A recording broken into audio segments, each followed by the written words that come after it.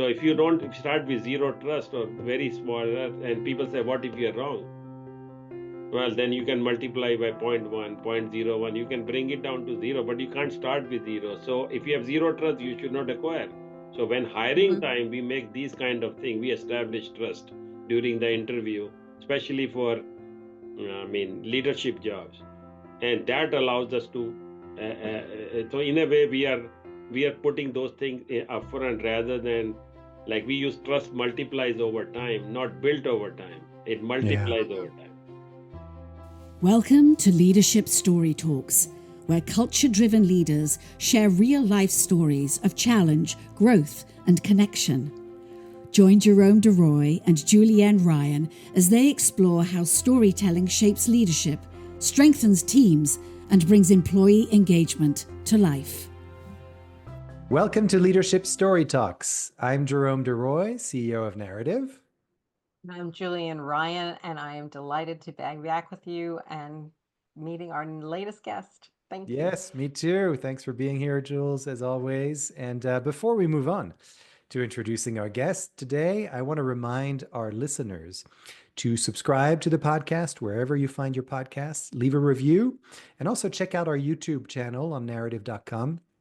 And you'll also find in this episode's notes many resources and links that are very practical and insightful. And once again, you can go to narrative.com, narrative.com/podcast to find this episode and the more than 130 episodes that have preceded this one. So without further ado, I want to welcome our guest, Anil Singhal. Anil is the author of The 5% Rule of Leadership, which we're going to be talking about today. He co-founded NETSCOUT in June 1984 and has served as president and CEO since its inception. Under Mr. Singhal's leadership, NETSCOUT has grown substantially, completing its initial public offering in 1999 and reaching nearly $1 billion in annual revenue, following the July 2015 acquisition of Danaher's communications business. Mr. Singhal is a published author and has earned notable recognition for his entrepreneurial success, including the Indus Entrepreneur, Boston Lifetime Achievement, Enterprise Bank's George L. Duncan Award of Excellence, and Ernst & Young's New England Entrepreneur of the Year. Mr. Singhal holds a bachelor's degree in electrical engineering from Birla Institute of Technology and Science, Pilani, India, and a master's degree in computer science from the University of Illinois, Urbana-Champaign. Anil, welcome to the show. Thanks for being here. Thank you. All right. Well, I want to get into, as we always do, just the inspiration for writing the 5% Rule of Leadership. What brought you to thinking I have to write about this? So thanks everyone for listening, and thanks for doing this podcast. So as you just mentioned, we celebrated 40 years of NETSCOUT last year, and this book was actually timed for the anniversary in September, and but a lot of people don't know that most of the leadership is 20 plus year at NETSCOUT. So we are clearly engaged in a lot of succession planning activities and all those. And this 5% rule of leadership, which has devised, which is, I call it Pareto principle, meaning 5% of the decision have 95% of the consequences. That technique I've used successfully, but people have been around for so long, they may be taking it for granted, and we never formally trained them on this. So I'm using this book to inspire and motivate and mentor the next generation of leadership, so this mission can continue next 10 to 20 years or more. Wow, amazing. What a gift to the world. And so so that's kind of the context in which you work. I've read your bio, and now you've told us a little bit about the book, and we'll get in more detail deeply into this as well. Before we do that, we also want to get the sort of human side of the guests that we have, and we ask this question. There's one question that we ask of all of our guests, and that is, if you could tell us about an experience that has shaped who you are today, something that still continues to influence your work, your thinking, how you do things. So I think there are a lot of things throughout the life. I mean, I've been here almost 45 years now in US. I came here as a student, as you noticed, for after my graduate studies.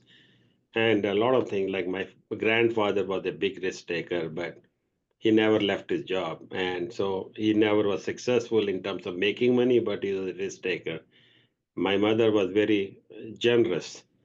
And so I was thinking, what is the one thing I could tell you? And I think I came up with this may be the most important thing, which added this icing on this cake was when I came to this country. So I had just few dollars in my pocket. I didn't understand any American accent. I had never been on a plane, and I was here. I was on a 20-year, and then first day when we were going to school, I didn't know how to use the vending machine, and how people were so helpful. Mm. And nobody, you are not ashamed to ask these trivial questions. So it's like maybe people thought we have been born there, and I think that was this empathy and helping people, and I think that added to all the things I learned from my family. So I would say I think that definitely make a difference. And so then we had payback, we have scholarships in both where my wife went to school, where I went to school, Urbana Champaign. So Mm. I think while you can't really say one big thing, I think this could be one of the very unique thing, that how you are made at ease. And within a year, like we were like, I was very comfortable. But when we came here, dropped here in New York City, it was almost like very intimidating. I bet. And I love that example, and it resonates with me because we hear it from many of our guests and clients. It's the ripple effect that one small Yeah. moment can make a huge change to how we experience Yeah. Or our how we treat other environment and people. Yeah. ourselves. Yeah, Mm. yeah, How we and treat I other can. people. Yeah. And Mm-hmm, certainly that make a difference on what we call it the employee oriented culture at NetScout. Well, mm-hmm, so that's interesting because that's what came to my mind as well. Because it sounds like your experience of arriving here, you found it to be a very open environment and helpful. And you talk about fairness in the book, and you know that it's kind of at the heart of your company. Mm. Could you tell us a little bit more about that? Like why mm, the focus on fairness in particular? So I look at there are goals and there are outcomes when we frequently confuse between the two, because if you have good goals, there are many more outcomes.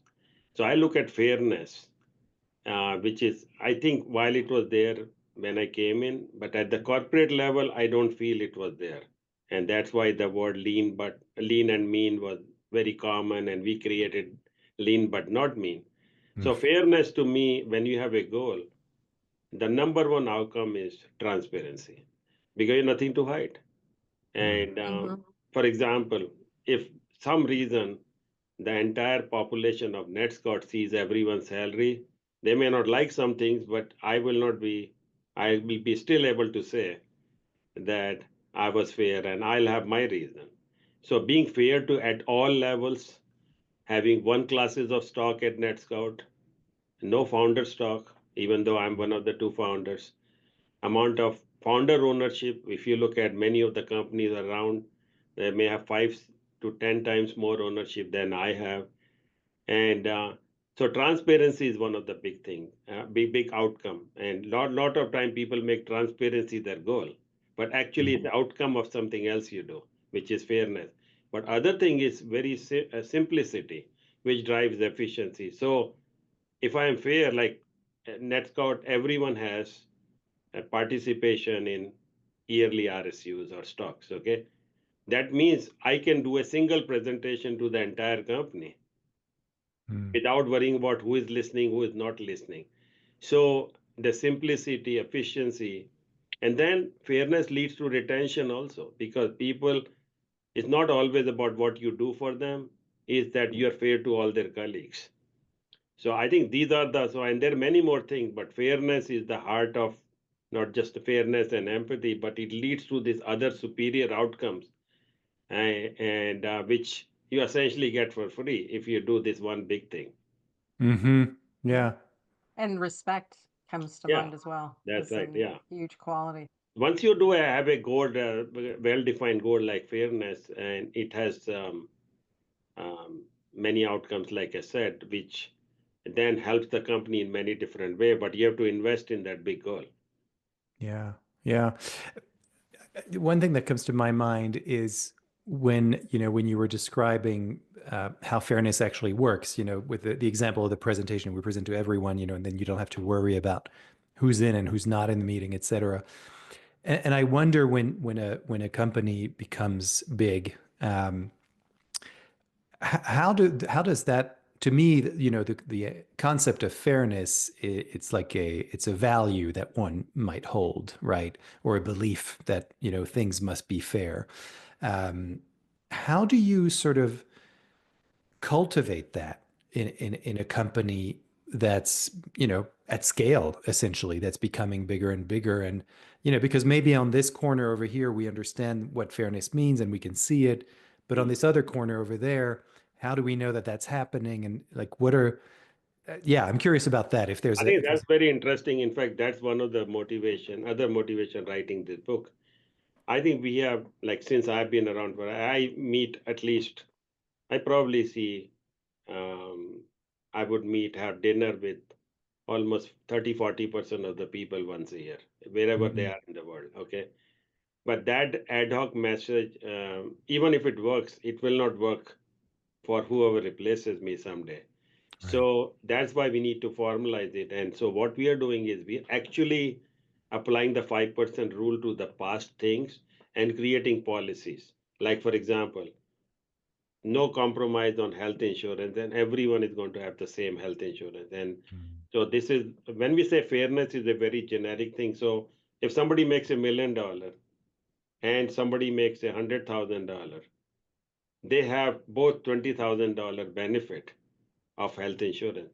But if I'm Mm. not fair, the top level people don't care about insurance. They can fund it themselves.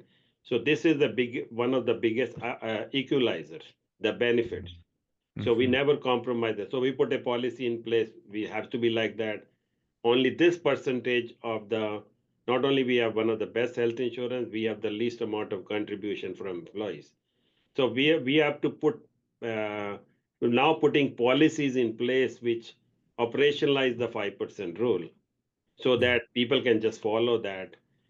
So far, it is happening because people have been just around and doing it without even realizing it, and I'm there. So yeah, that's what we'll have to do. So we are on 2,000 people, but 10 years ago when we made this big acquisition, we were a very simple company in few countries, mostly in North America, and less than 1,000 people, and we started realizing that that thing was not working. But we had a lot of challenges after the acquisition. Then we hit COVID. We never got around to. And so then 2 years ago, I said, hey, maybe this is how we do it. So now I have a chief of staff, and her mission is to promote this 5% rule. So we are going back and looking at everything, how previous decisions were made, and sort of making policies out of them. So Mm. now moving forward, people will just follow those policies. Mm. And that's how we're going to scale at a bigger scale. So when crisis comes, that's the time people start forgetting the value system. And we have to Hmm. make sure that that's where you double down on that. And Yeah. that's what I think we'll be teaching. And so we are operationalizing the 5% rule. And this book is one of the channels for that. Yeah, yeah, for sure. So just to take a step back, can you describe the 5% rule for us, so that we kind of understand what it means? So as I talk about in the book, so in a very simplistic form, that imagine you have to go to, like, I live in Boston. So going to the airport is a 1 hour ride, and I'm a good driver. I just start driving. There's a good chance, 90% chance I will not be on time. I'll Mm. get frustrated, get stressed out as I get stuck in traffic, and then I'm trying to figure out what to do. But if I look at the Google map, I can decide whether to take a train, car, not go at all, which is like not doing a project. So you're actually sealing the fate of a project by making all the decisions in the first 5% of the effort. Like in NETSCOUT, I've told you cannot write any code in engineering until 5% is done. Mm. And if people say, I'm going to lose my time, but actually you gain time, you reduce the line of codes and things like that. So 5% rule is basically actually just saying think before you do and say Mm. easily done. And so also if you look at a Pareto rule, 20% of the salespeople bring 80% of the revenue, or 20% of decision make 80% of the positive consequences.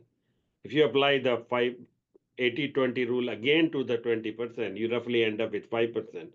So actually the 5%, so we call it the Pareto of Pareto principle. Mm-hmm. And so, but then you have to have the right people in the meeting. Like when we acquire a company, big company, we don't do diligence. I go out for dinner with the other side. And we don't even have NDA at that time. We actually agree on rough price range. We say, will there be a better fit? I mean, 50% of NetScout leadership, which is here for 10 to 20 years, is from acquired companies. Normally, in acquisition, people will just leave after the acquisition. But we make sure during the 5% discussion pre-acquisition that we are acquiring people who want to stay here and want Mm-hmm. to contribute. So 5% rule is basically if you put 5% of the effort in at the beginning of the project, especially important project. Now, if I go to grocery store, I'm not going to look at Google Map every day. For simple things, you are not going to do it. But for other important things, and 50% of the time, we actually don't do the project. We don't When you acquire because of enough. the 5% Yeah, rule? because we say, but later you'll find much later in the process Right. otherwise. And also, I talk about that do not do list is bigger than the to do list. And when we do a project without 5%, you don't have a not to do list. You just have a to do list. So Mm-hmm. all these interesting thing, it's like short term pain, long term gain model. And so it's people have to appreciate it.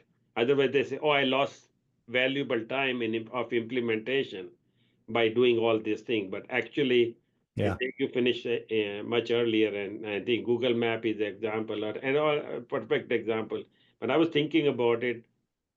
If you are really good in directions, you may not want to. You may find, why do I have to look at map? I know everything, and I have seen our expert drivers who don't look at Google Map, but there for 20, 30 years.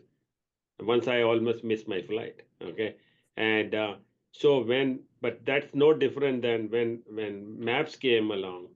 I remember when we look at the map and we were actually doubting them.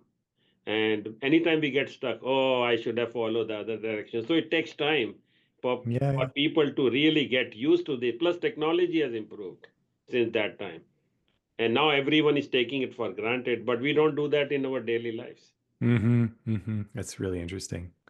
Jules, yeah. I just want to circle back to your statistic of how you have this blended organization of people that were part of acquisitions.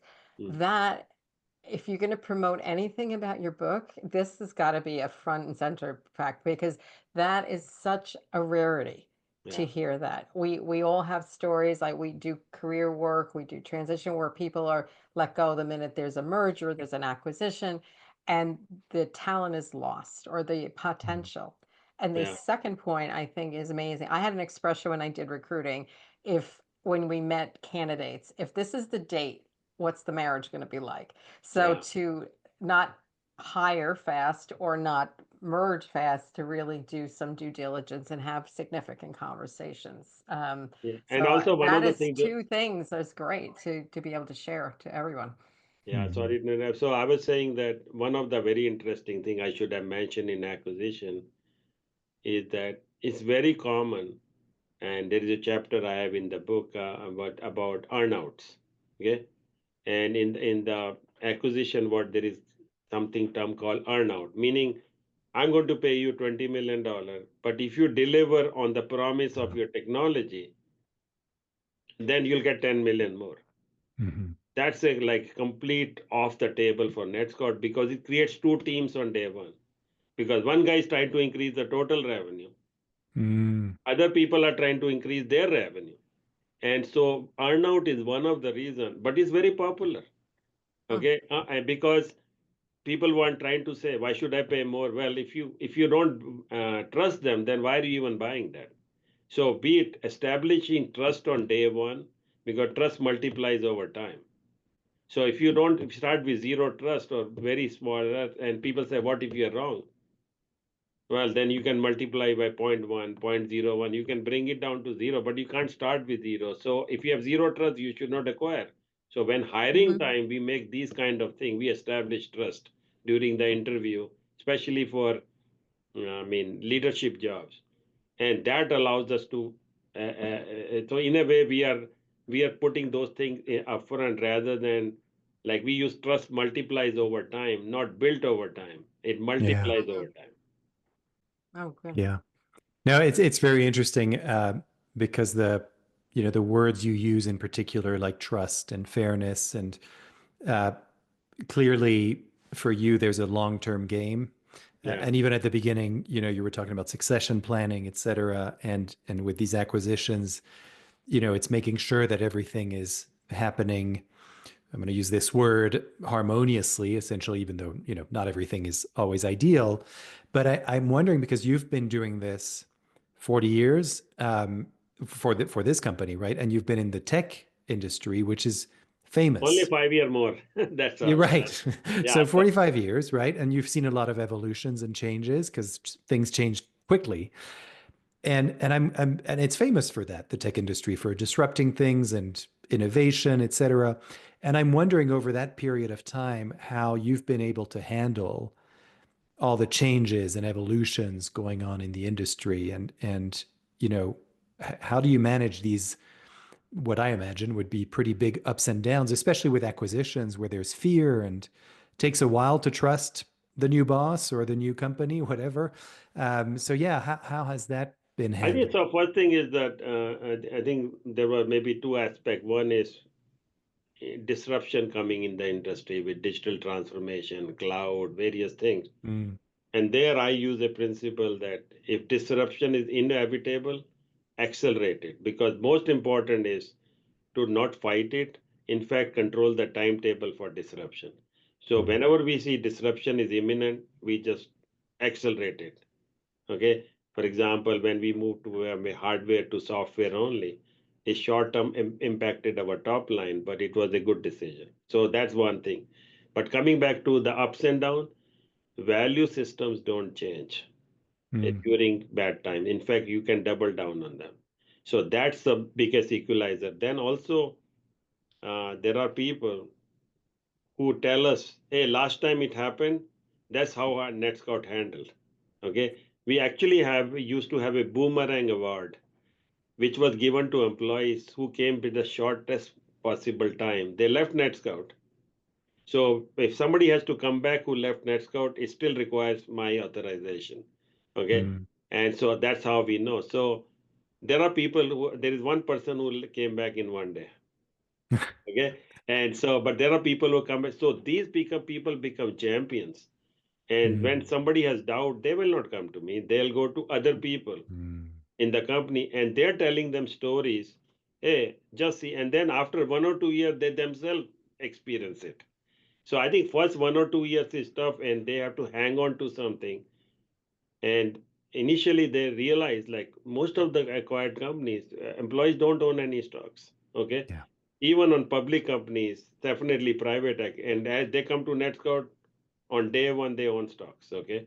And so they see certain things like we have a bonus formula, calculation formula, which is same for me and everyone in the company. The amount is different, percentages are different, but it's all based on a single formula for the entire company.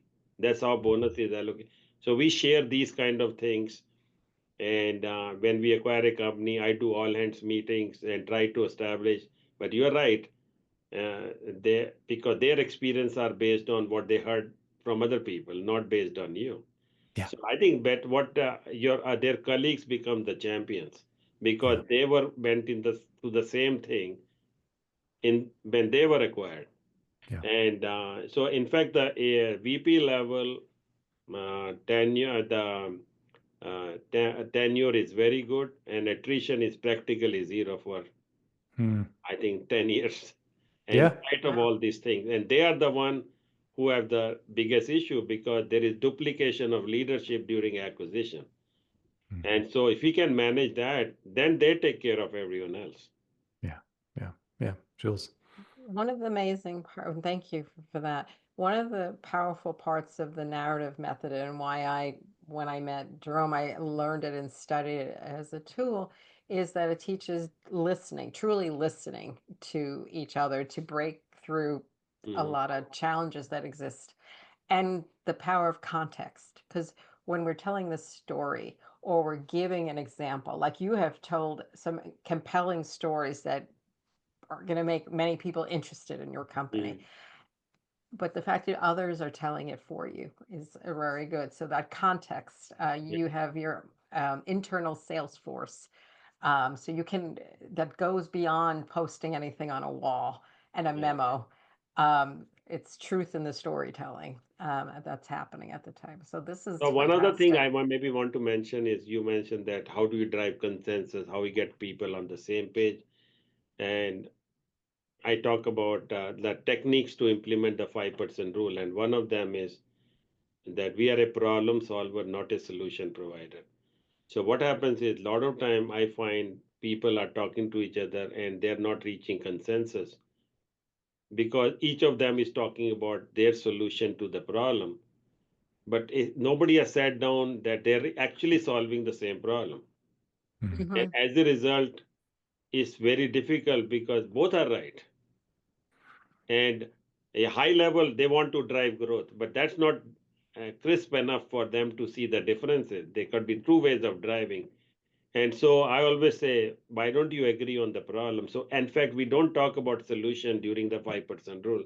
That's part of the execution stage. Yeah. Yeah. We try to drive, and problem definition always will be 1 page long, and solution definition could be 50 pages long.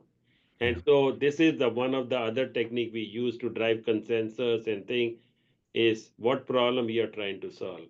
Are you on the same page? And if you agree on that, I think most of the time there is not a big debate after Hmm. that. Yeah. And that's where the policies and all those things will help because certain policies about future and value system, somebody has already done the 5%. And so those you just have to refer to them. It's almost like the Constitution. Mm. And the only in rare cases you're going to deviate from that, and then then you need all the top people to come back and change it. Yeah. Yeah. Yeah. Yeah. No, that makes a lot of sense. And of course, as Julian mentioned earlier, my mind also goes to storytelling because many times what we see in our business when we're getting people to tell stories that are positive with positive outcomes, et cetera, the tendency is to tell the story from the perspective of the solution immediately. So you talk about the solution immediately, and you forget to talk about what the problem was, or the pain, or the struggle. And we Yeah. all know that an engaging story is when you're able to see someone struggle with something Yeah. because it makes you care, and then you can see it. So I love that you actually spend time on the problem first, and that's what creates agreement. And you get more technical when you talk about solution and then problem definition. You can talk to different level of audiences. If you're a salesperson and an engineer, and you start talking about it, they're talking past each other when they're talking about solution. But when they're talking about solving a problem for the customer, the language is actually less technical and less domain specific, and so it's much easier to understand each other. And so in storytelling is you have all kinds of people listening, including to this podcast. And this 5% rule should be applicable not just to high tech company, even though we are a high tech company. It's applicable to any company. You can apply that technique to whatever area you're focused on with slight changes, but general things stay the same. And what I would imagine is going to happen, because we've seen this with some of our clients, even, when we talk about institutional knowledge and how to transfer that knowledge, especially with succession, et cetera, and people leave and they leave with their knowledge, you know, being able to capture their knowledge and their stories and share those widely, then Yeah, even if someone's been gone for 30 years, their stories are still living in that company, and you can still draw knowledge from that. And that, it sounds like that's kind of where yeah, you're going with this too. that's right. And also, that remind me, I have a chapter on in the last chapter on succession planning in the book, in fact, and we are implementing that right now. And one of them is creating an alumni association where Mm, some of these stories will continue to be told. And this yeah. is the first year we have an alumni association. And Hmm. a lot of people, there are already 150 people, Wow. all NETSCOUT people have signed up for this. So they will continue these things, some of these That's story, amazing. even after they retired or left NETSCOUT. What an amazing thing you've created. Jules, I know you're chomping at the I bit. know, I know. It's just too much. It's good. That's okay. I knew I'd get there eventually. What is very admirable and should be noted is a lot of companies look at management as the flavor of the moment or their processes in the moment. You have not stayed static, but your foundational values and people and how you've consistently been holding true to that Yeah, is something to really explore and acknowledge and teach, Hmm. where the value add is yeah. and Yeah. has been, proven success. Yeah, absolutely. Unfortunately, we're getting to the end of our Ah, time, but there is one more question I want to ask Right. before we do so, and that is, as someone who's been in the business 40 years more, what's one piece of advice you would give to CEOs who maybe are just starting, and they're looking at the next 40 years basically, and they're in it right now. So I think that the idea of the book was not selling books, I mean, or building my career, because none of those goals apply to me right now. It was all to promote the idea. So I Hmm. do talk about as a startup, like what is you need to establish your value system. We look for funding, we look for product, which customers we are going to sell. But I have not seen in the business plan what is the value system of the Hmm. company you espouse to. That could be fairness, could be one classes of stock, which is very important. A lot of people get stock, but they don't know what percentage of ownership in a startup you get. So you have to have a value system, and you have to make sure you don't abandon it in tough times. Hmm. Okay. Hmm. And like one of the things we have is like employee centric. You can't just get rid of somebody just to save cost. Okay. Hmm. And performance plans and all those things are there. And so then this feeds itself. It's created a different kind of environment. And there are people who maybe resist that, and then other people they won't survive because the rest of the people really want that. So it takes time. And so my really advice for leaders is that they may already be doing all the other good things, but employee centric culture and a value system, because if you traditionally start with happy shareholders, you may not get happy employees. But you Hmm. start with happy employees, they create happy customers. Because they buy a lot of stuff, your stock price increases or your revenue increases, and that creates the happy shareholders. So that's the order. Yeah, all three stakeholders are important, but what's the order is one of the values. And we find that if you do the way I'm saying, you can keep all audiences happy. If you Hmm. start with other side, like shareholders, you may not make the other two people happy, and in the end it may be counterproductive, because only you need employees and customer to generate revenue. And so these are the kinds of things. So even if it is not exactly the same thing for other companies or CEOs or leaders, whatever the value thing is, if can you articulate it, can you sell it, and are they differentiated enough, and can you make sure that you don't abandon them in tough times? Hmm. Yeah. Yeah. Beautiful Mhm. advice. Thank you. Very aligned with certainly our value system and the kinds of things that we've even heard on this podcast as well. But this, what I love about this is that there's a book that's being written that's been written. It's called the 5% Rule of Leadership. I encourage everybody to go and find it. Even though I know, Anil, you said you didn't write this to sell it, et cetera, but we want it to be sold because it's got great messages in it, and I think it's very valuable to any leader, really, for any company of any size and in any industry. So thank you so much for being on the podcast with us today and taking the time to do this really really helpful and valuable stuff. Thank you so So much. yeah, Thank you yeah, both. Yeah. and so before we go, I want to just to thank our listeners as well and remind you that if you've been inspired by this episode, you can certainly find a lot more of these on the narrative.com website, narrative.com/podcast. Oh, yes. That's where you'll find more than 130 episodes. What really drives word of mouth is to leave a review on your favorite podcast platform so you can get the insights and wisdom that we got today and really share that with as many people as possible. And so thank you for doing that. If you would like to learn more about storytelling and how that can facilitate some of the things that our guest today talked about in terms of institutional knowledge and knowledge transfer, employee engagement, and culture building, you'll find lots of resources on our website. And of course, you can reach directly out to me and Julienne. We're always happy to listen. So again, thanks everybody for listening, and we'll see you all next time. Thank you so much. Thank you. Thank you. And big important fact, it works. So, Yes. yeah, so do let us know. Cheers. Yeah. So Thanks. be Cheers. safe and well, everyone, and thank you for listening. Thank you. For more information on the narrative listening and storytelling method and how it can help your business, go to narrative.com.